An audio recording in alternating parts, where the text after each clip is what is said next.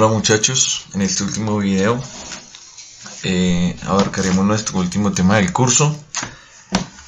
Lo voy a hacer de esta manera para que nos pueda rendir un poco más el tiempo, ya que pues con la participación tan efusiva y elocuente de ustedes, pues entonces no nos alcanza realmente a abarcar todo. Y este es un tema que generalmente en el tercer corte es bien recibido y en donde generalmente les va muy bien en el parcial. Entonces por eso no lo quiero dejar tampoco de lado. ¿Qué vamos a hacer? Vamos a hablar sobre las teorías de enlace aplicadas a los compuestos de coordinación. En la primera de ellas vamos a hablar de la regla de los 18 electrones. La regla de los 18 electrones está un poco asociada a esa regla del octeto que nosotros vimos en su momento, que deben tener los diferentes compuestos, ¿cierto? La regla de los 8 electrones, en donde cada uno de los átomos que forman una molécula pues deben cumplir con esa regla del octeto. En el caso de los compuestos de coordinación, como también tenemos involucrados orbitales D en los compuestos, pues entonces hay que recordar que en esos orbitales D pues caben 10 electrones. Si sumamos los orbitales D más los electrones ubicados en los orbitales S y P, pues nos va a dar un total de 18 electrones que pueden tener un elemento en común. En este caso, un elemento de transición. La idea es que esté rodeado de 18 electrones. Por ejemplo, en este compuesto que se llama el tetracarbonilo níquel, vamos que el níquel pues tiene una configuración electrónica de argón, ¿cierto? 4s2, 3d8. Eso sí es níquel 0. Si nosotros miramos la carga que tiene níquel en ese compuesto, pues claramente vamos a tener que el monóxido de carbono como ligante tiene una carga de 0 y que el níquel pues tiene una carga de 0 también en este compuesto, ¿cierto? 0 acá, 0 acá, para que la carga del complejo sea 0. Por ende, pues la configuración del níquel tiene que ser como la de un elemento neutro, argón 4s2, 3d8. O sea que los últimos electrones son los que van a participar en la formación de enlaces. En total vamos a tener 2 electrones del orbital 4s y vamos a tener 8 electrones del orbital 3d. En total, 10. Y si miramos ahora los electrones que nos comparte el monóxido de carbono, pues hay que ver primero que si nosotros hacemos la estructura de Lewis del monóxido de carbono, vamos a tener esta estructura. Es un ligante ambidentado, o sea, un ligante monodentado, pero ambidentado, que se puede unir por acá o se puede unir por acá, pero generalmente lo hace por acá.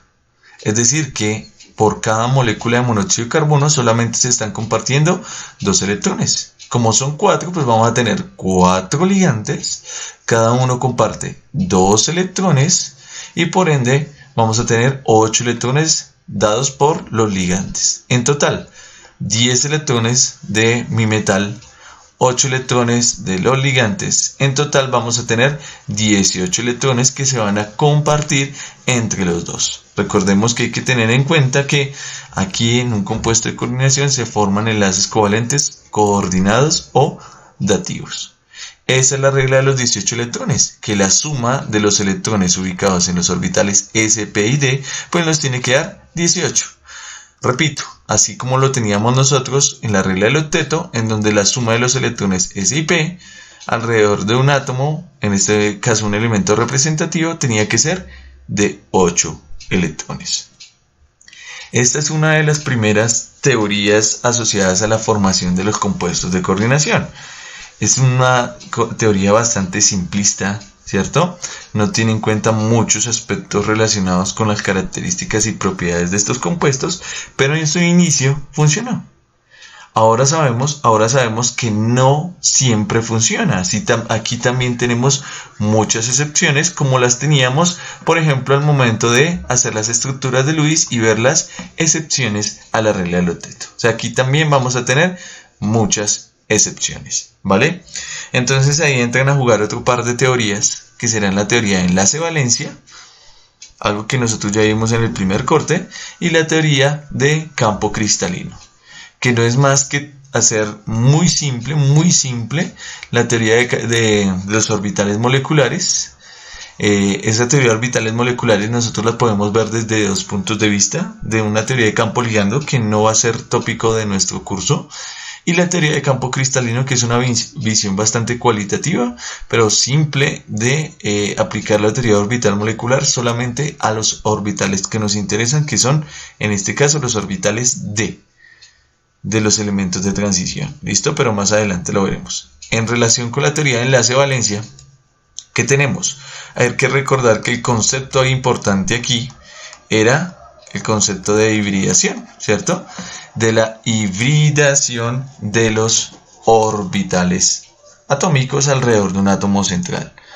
¿Listo? Entonces, por ejemplo, hablábamos del carboncito, que la hibridación tenía que ser sp3, si está formando un alcano, si es en un alqueno, entonces vamos a tener acá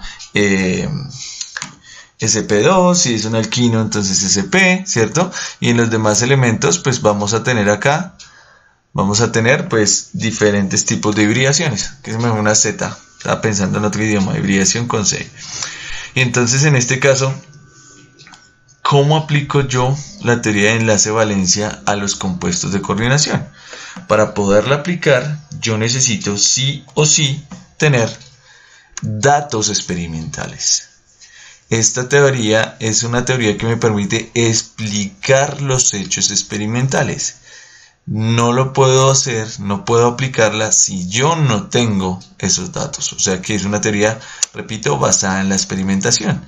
¿En qué tipo de experimentación? Pues debo conocer de primera mano pues cuáles son sus propiedades cristalinas, cómo es su estructura cristalina, cómo están ordenados los átomos en ese compuesto, y debo conocer también mediciones magnéticas del mismo para saber, por ejemplo, si el compuesto o el complejo es paramagnético o si es diamagnético. ¿Listo? Y entonces vamos a tratar de aplicarlas. Por ejemplo, aquí tenemos dos iones complejos que son el hexafluorocobalto 3, ¿cierto? Solamente mirando la carga uno ya lo sabe, no hay que pensar tanto. Hexamino cobalto 3 también, ligante neutro, ¿listo? Son dos iones complejos en donde el cobalto está trabajando con número de oxidación más 3, pero aquí yo tengo un ligante que es un ligante aniónico, que es el ion fluoruro, y aquí tengo el ligante como molécula de amoníaco, que es un ligante neutro. Claramente, si vemos el número de coordinación del cobalto en estos dos iones complejos, pues el número de coordinación es de 6, ¿cierto? Porque estos son ligantes además monodentados. Número de coordinación 6. O sea que esperaríamos que la geometría teórica para esos dos iones complejos pues tendría que ser una geometría octaédrica, pues obviamente relacionado al modelo de repulsión de los pares electrónicos de la capa de valencia y el mismo enlace valencia de moléculas que forman enlaces covalentes, ¿cierto? Recuerden por allá de su primer corte. La diferencia sustancial radica en que el complejo que tiene el ion fluoruro como ligante es un complejo paramagnético y el que tiene el amoníaco como complejo es un compuesto o es un ion diamagnético. Recordemos que la diferencia entre estos dos términos resulta en que en el paramagnético yo tengo electrones desapareados, ¿cierto? Y en el diamagnético todos los electrones están apareados. Entonces, ¿cómo hago yo para usar la teoría de enlace-valencia para justificar las propiedades de los dos? Por ejemplo, para este ion y para este ion, yo puedo tener en cuenta los orbitales que participan. En este caso, si yo miro la configuración electrónica, entonces yo tengo cobalto, ¿cierto? El número atómico del cobalto es el 27 después del hierro, o sea que la configuración electrónica será argón 4s2, ¿cierto? 4s2, entonces ahí voy 20 y aquí tendría 3d7. Este sería, por ejemplo, la configuración electrónica de ese cobalto. Como yo estoy hablando del cobalto más 3, a diferencia de acá, la configuración electrónica del cobalto más 3 no es esta, porque esta es la del átomo neutro. La configuración electrónica es argón, quito los electrones del nivel más alto según su número cuántico principal, entonces quito primero los del 4, quito 2 ahí, y luego pues quitaré uno de acá, o sea que la configuración sería argón 3D 6. Entonces, ¿qué hago yo? Que yo grafico los 5 orbitales D. Hay que recordar que los orbitales D son 5, ¿cierto? En este caso los 5 orbitales 3D vienen representados con estas esferitas que están acá, ¿sí? Cada uno con su nomenclatura, ¿no? Cada uno tiene un nombre diferente. Y acomodo esos 6 electrones. Entonces vean, 1, 2, 3, 4, 5 y el sexto pues llegará aquí a completar este orbital. Ahí tengo los 6 electrones. ¿Listo? ¿Qué va a pasar? Que llega el ion fluoruro que tiene esta estructura de Lewis, si quisiéramos dibujarla, en donde tengo 4 pares libres y ese ion fluoruro va a estar cargado de manera negativa. Como es un ligante monodentado, lo que va a hacer él es compartir un par de electrones para poder formar el enlace con ese ion cobalto más 3. Entonces aquí va a llegar, vean, llega el primer fluoruro, comparte un par de electrones que son estos de acá y se los comparte al cobalto. O sea que si el cobalto se comporta como un ácido de Lewis, el ion fluoruro como una base de Lewis, el fluoruro le comparte y entonces ahora los electrones van a ser de los dos. Y esos electrones que le comparte el fluoruro pues se van a ubicar en el orbital siguiente en energía que tiene el cobalto. O sea, vean que estos ya están medio llenos. Entonces el que sigue en energía es el 4s, ¿sí? Llega el primer fluoruro, comparte sus 2 electrones, se ubican acá. Los siguientes orbitales en energía son los 4p, entonces llegan otros 3 fluoruros y cada uno comparte sus 2 electrones acá, llenará ese orbital. Y llegan los restantes 2 fluoruros que van a compartir sus pares electrónicos y se ubicarán los electrones en el orbital 4d, en el que sigue. ¿Listo? Entonces, ¿qué estamos viendo? Que los 6 iones fluoruro, al llegar a compartir sus electrones, están ubicando esos electrones en orbitales distintos, que tienen diferente energía. Recuerden que la idea es que aquí los 6 enlaces tienen que ser totalmente equivalentes, no hay enlaces más fuertes que otros. ¿Por qué? Porque todos los iones son fluoruro, los que están asociados a ese cobalto más 3. Entonces, ¿qué va a pasar? Que para que todos tengan la misma energía, recuerden el concepto de enlace valencia que vimos antes, pues si estos 6 orbitales son los que tienen que participar en la formación de enlaces, para que todos tengan la misma energía, pues entonces se van a mezclar, se van a hibridar. Y entonces, ¿qué tipo de hibridación tendría aquí? Tendría un orbital S con 3 orbitales P y 2 orbitales D. O sea que tendría una hibridación sp3d2. Porque son 6 orbitales los que deben participar recibiendo los pares electrónicos de las bases de Lewis, de los ligantes, ¿cierto? Y entonces, ¿qué acabamos de hacer? Acabamos de mezclar estos 6 orbitales. Entonces, en este complejo yo voy a tener una hibridación sp3d2, que son los orbitales que participan en la formación de enlaces. Y si es una sp3d2, pues eso corresponde ¿a qué? A una geometría octaédrica, ¿cierto? sp3d2 tiene que ser un octaedro, ¿vale? Y además fíjense en esto, los orbitales D quedaron medio llenos, o sea, tengo electrones desapareados. De alguna manera esos electrones desapareados me están justificando ¿qué? Que este ion complejo sea un complejo paramagnético, ¿cierto? Entonces, ¿qué estoy haciendo? Me estoy ajustando a la evidencia experimental. Yo sé que tiene que ser octaédrico, entonces en este caso pues yo lo que voy a hacer es llenar estos orbitales tratando de justificar precisamente este tipo de hibridación en el metal. Y además voy a tener electrones desapareados justificando las propiedades magnéticas del compuesto. Si voy en el otro caso, en el que tiene amoníaco, pues yo no puedo hacer exactamente lo mismo. ¿Por qué no puedo hacer exactamente lo mismo? Porque aunque la hibridación del átomo del ion aquí metálico tiene que ser la misma, porque la geometría también es octaédrica, este complejo es diamagnético, no puedo tener electrones desapareados. Entonces, ¿qué truquito voy a hacer yo para tratar de justificar esas propiedades magnéticas? Pues que tengo aquí la configuración electrónica del cobalto más 3, que es argón 3 de 6, o sea que tengo 6 electrones en los orbitales D, ¿cierto? Entonces lo que voy a hacer es mezclar esos electrones. ¿Con qué justificación? Pues con la justificación de que tengo que decir que o justificar que mi compuesto es diamagnético. Entonces, ¿qué hago con los 6? Vean, los mezclé y los voy a parear.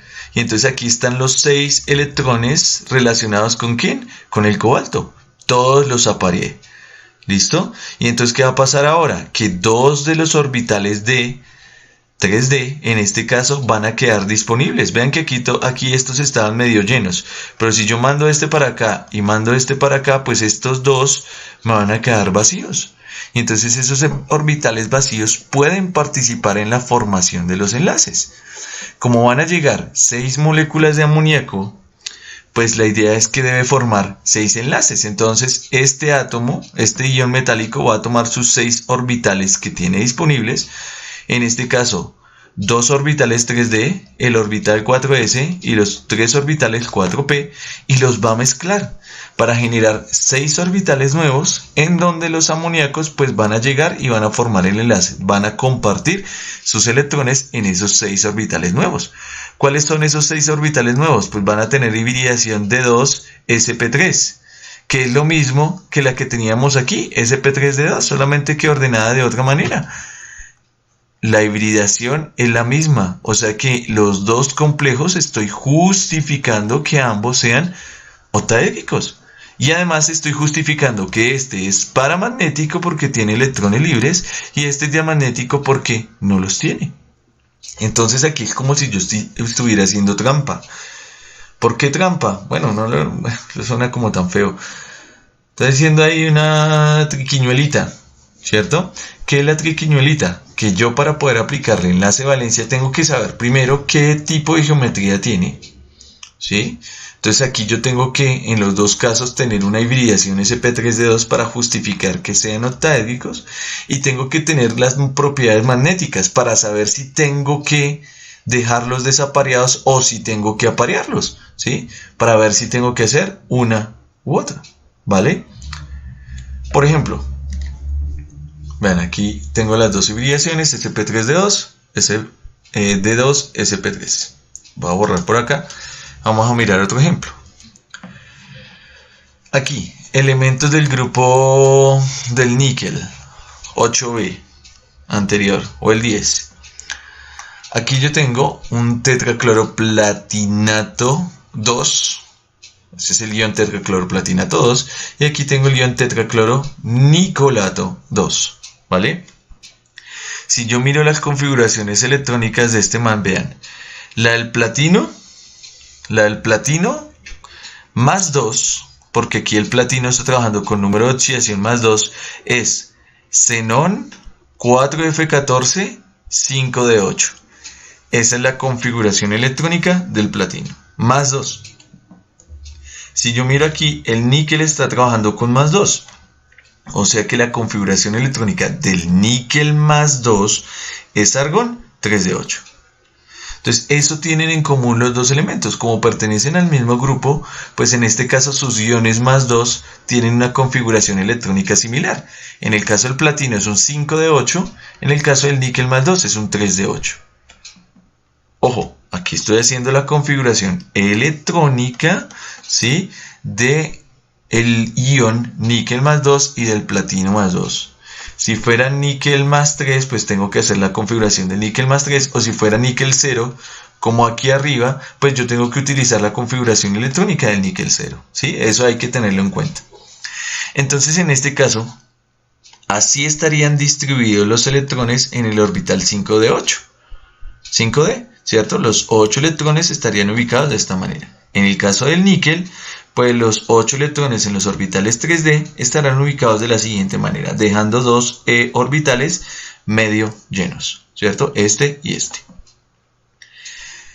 El platino, cuando yo voy de níquel a paladio y a platino, Generalmente el níquel, sus complejos son tetraédricos.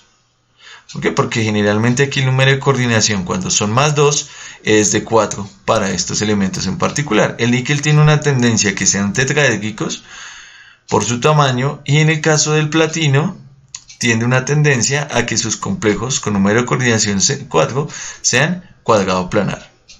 O sea que para aplicar el enlace de valencia aquí yo tengo que justificar que para el níquel, si es un tetraedro, pues la hibridación del níquel más 2 tiene que ser sp3. Y en el caso del platino, como es un cuadrado planar, ¿qué hibridación debe tener el átomo central para que sea cuadrado planar? Tiene que ser un sp2d. sp3 tetraédrico, sp2d cuadrado planar. Entonces cualquier átomo que tenga esta hibridación significará que su geometría es cuadrado planar. Cualquier átomo que tenga esta hibridación indicará que su geometría es tetraédrica, ¿vale? Entonces en ese caso vamos a tratar de justificar esa hibridación. Entonces en el caso del platino, yo necesito tener un orbital D disponible para la formación de enlace. Entonces en este caso también debemos conocer las propiedades magnéticas de los compuestos. Generalmente los compuestos que son cuadrado-planares, que tienen esa geometría, son diamagnéticos, y los complejos tetraédricos, los que tienen esa geometría, generalmente son paramagnéticos. O sea que en la geometría cuadrado-planar todos los electrones tienen que estar apareados.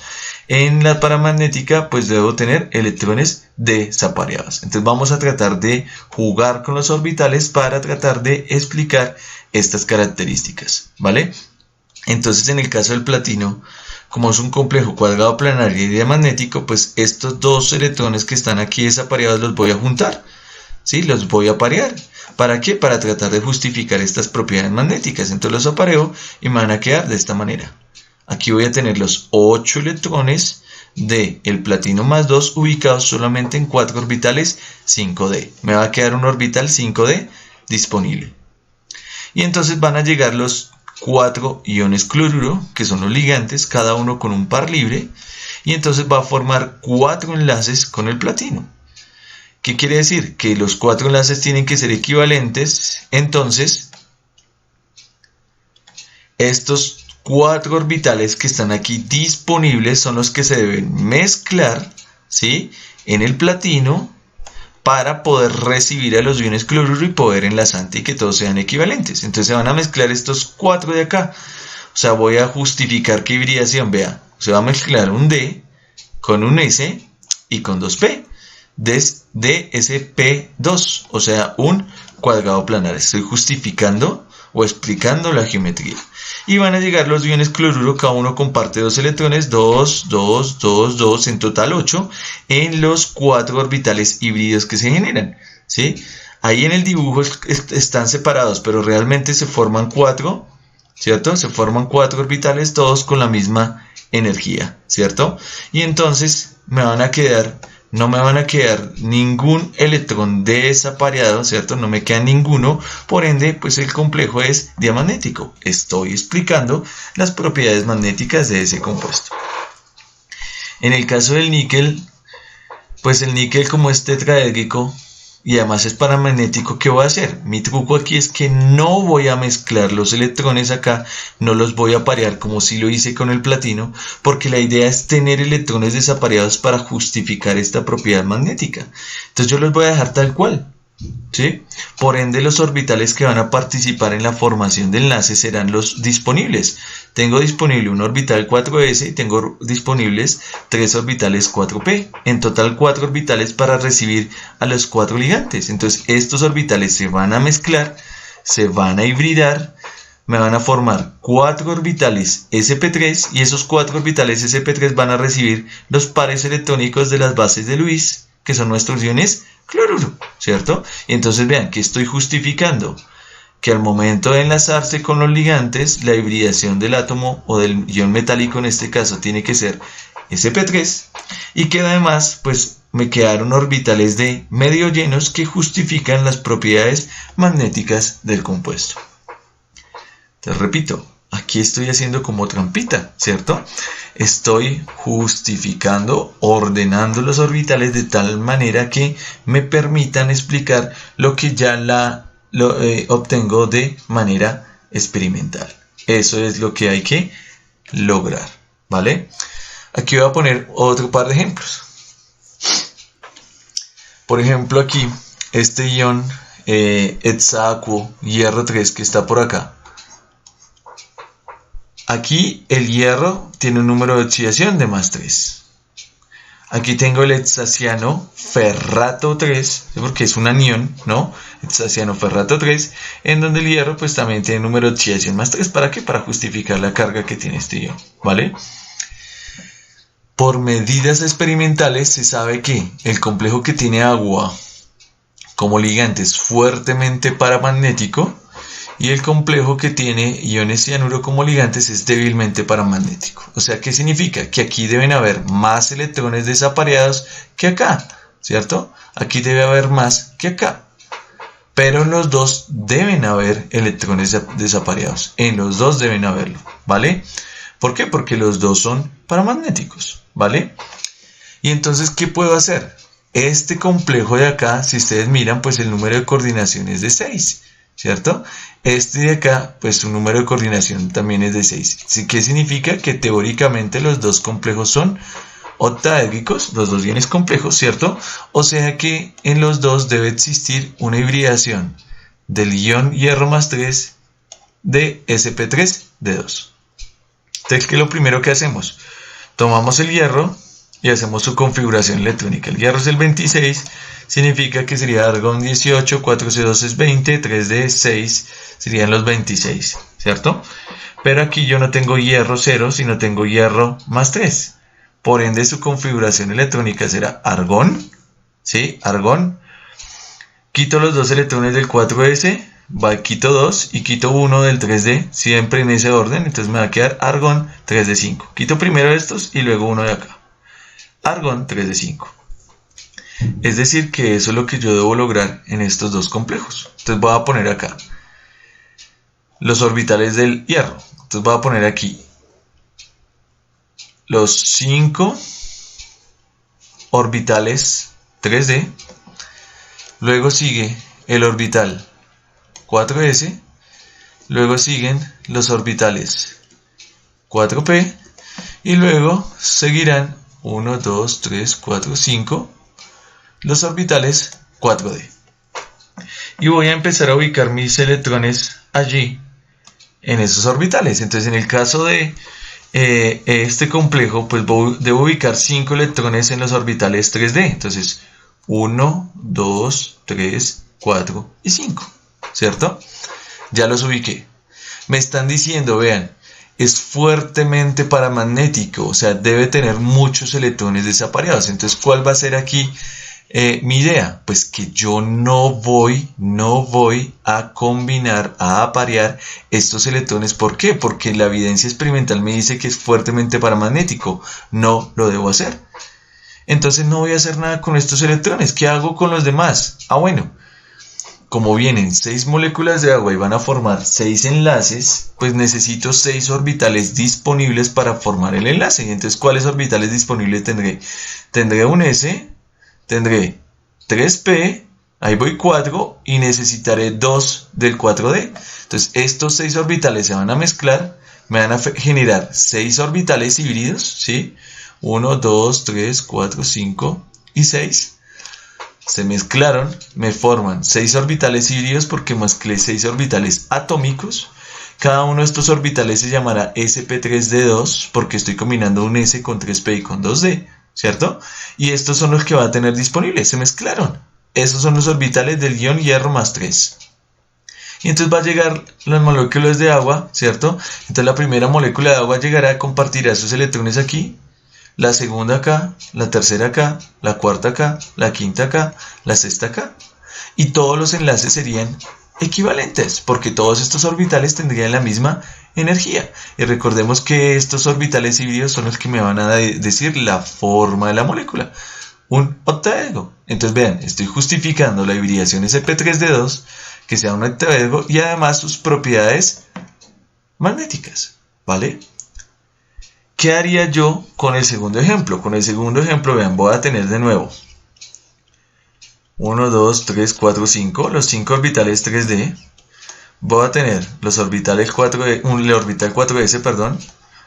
Voy a tener 1, 2 y 3, los 3 orbitales 4p.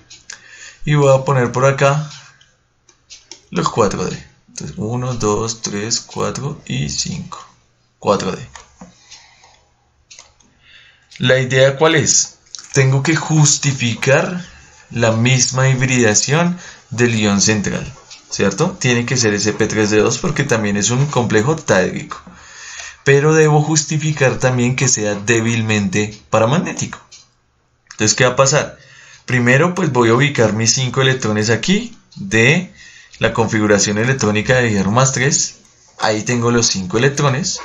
Y como es débilmente paramagnético, pues aquí la trampita es que sí debo aparear esos electrones, ¿cierto? Sí debo aparearlos. Entonces en este caso voy a tomar aquí el borrador y lo que voy a hacer es aparearlos. Por ejemplo, este que está aquí en el cuarto orbital lo voy a mandar al primero y este que está en el quinto orbital lo voy a mandar al segundo. Entonces voy a borrarlos. ¿Listo? Y voy a aparearlos. Voy a mandarlos hacia el otro lado. Este que estaba aquí, lo mandé acá. Apareo. Este que estaba aquí, lo mando acá. Apareo. ¿Listo? Entonces, ¿qué va a pasar? Vean. Este hierro más 3 va a quedar con un electrón desapareado. ¿Vale? Pero me va a dejar 2 orbitales 3D libres. Que son los que podrían formar el enlace. Entonces, estos 2 orbitales libres... Si vienen 6 ligantes, debo formar 6 enlaces, necesito 6 orbitales. Entonces, estos 2 están libres, más este son 3 orbitales, más estos 3 son otros 6 en total, ¿cierto? Entonces estos 6 orbitales se van a mezclar, me van a formar 6 orbitales híbridos, que se van a mezclar, ¿cierto? ¿Cuál sería la hibridación? D2sp3, que para efectos prácticos pues es la misma sp3d2, ¿cierto? Solamente que se está combinando es con un D de menor energía y no con un D de mayor energía. Con esta hibridación estoy justificando que sea octaédrico, ¿cierto? Y entonces ahí van a llegar nuestras 6 moléculas de agua. Nuestros 6 iones cianuro. Entonces el primer ion cianuro llegará por acá, el segundo acá, el tercero acá, cuarto acá, quinto acá, sexto acá, ¿cierto? Y entonces, ¿qué pasó? Vean. Estos 6 orbitales libres se mezclaron, se hibridaron, tomaron esta hibridación, los 6 iones cianuro formarán los enlaces con esos orbitales híbridos. Todos serían totalmente equivalentes porque estos orbitales híbridos tendrían la misma energía. Entonces, esa es la manera de tomar el enlace de valencia, vean, para explicar lo que ya se toma de manera experimental. Entonces, recordando que, por ejemplo, la forma de los iones... ¿Sí? La geometría, podríamos determinar la estructura cristalina por difracción de rayos X y las propiedades magnéticas se pueden medir también con este tipo de balanzas. Hay balanzas parecidas a las balanzas en donde se puede medir la susceptibilidad magnética de los diferentes compuestos. O sea, qué tan paramagnético es, qué tantos electrones desapareados tiene ese compuesto. ¿Sí? Y entonces uno puede leer y dependiendo, mientras más alto sea el valor de esa susceptibilidad magnética que tenemos acá, pues el compuesto tendrá más electrones desapareados. Pero miren, esta teoría de enlace valencia la puedo usar siempre y cuando yo tenga datos experimentales y yo los pueda tratar de justificar con la hibridación de los orbitales. ¿Sí? Entonces aquí es necesario conocer la geometría y es necesario conocer las propiedades magnéticas. Entonces ustedes, por ejemplo, pueden hacer este par. Este complejo que está aquí, que es el tetratiosinato cobaltato 2 de mercurio 2, ¿cierto? El cobalto aquí tiene 4 ligantes que son ambidentados. Lo que es lo mismo en efectos prácticos es un monodentado, o sea que el número de coordinación del cobalto aquí es 4, ¿cierto? Y podríamos tener, por ejemplo, acá en el tiosulfato de trisetilendiamino níquel 2, que es este compuesto de aquí, el número de coordinación del níquel más 2 es 6. Si el número de coordinación del cobalto aquí es 4, vamos a asumir que es un complejo tetraédrico, y que si es 6, aquí el complejo es octaédrico. Es decir, que aquí hay que justificar una hibridación sp3, y aquí hay que justificar una hibridación sp3d2. Si ustedes miran los dos compuestos, hagan este ejercicio con los orbitales atómicos del ion, en este caso el cobalto, aquí el ion níquel, ¿cierto? Para justificar primero que la hibridación sea sp3, que aquí la hibridación sea sp3d2, y además justificar este valor de la propiedad magnética. Si comparamos las propiedades magnéticas entre los dos, ambos son paramagnéticos, ¿sí? Porque aquí nos da un valor de esta μ que está relacionado con esa susceptibilidad magnética del material, que es diferente de 0. Si me diera 0 o un valor supremamente pequeño, pues el compuesto sería diamagnético. Cuando dan valores así un poco más grandes, significa que ese material tiene electrones desapareados. O sea, este tiene electrones desapareados, es paramagnético. Este tiene electrones desapareados, es paramagnético también, ¿sí? Pero vean que este es más paramagnético que este, porque el valor de la susceptibilidad magnética es mayor. Por ende, pues este tiene que tener más electrones desapareados que este. Entonces hagan el ejercicio tomando como referencia este, jugando con los orbitales, para primero justificar la geometría, la hibridación del ion central, y para justificar que sean paramagnéticos ambos, teniendo en cuenta que este debe tener más electrones desapareados que este. Pasa lo mismo que acá, vean, ambos son paramagnéticos, pero este tiene 5 electrones desapareados, o sea que el μ debería ser más grande, y este tiene solamente un electrón desapareado, o sea que su μ debe ser más pequeño. Entonces hagan el ejercicio. ¿Listo? No miren las diapositivas, está resuelto en las diapositivas. Primero háganlo y luego comparen. ¿Listo? Entonces, con esta teoría de enlace-valencia, necesito sí o sí tener datos experimentales.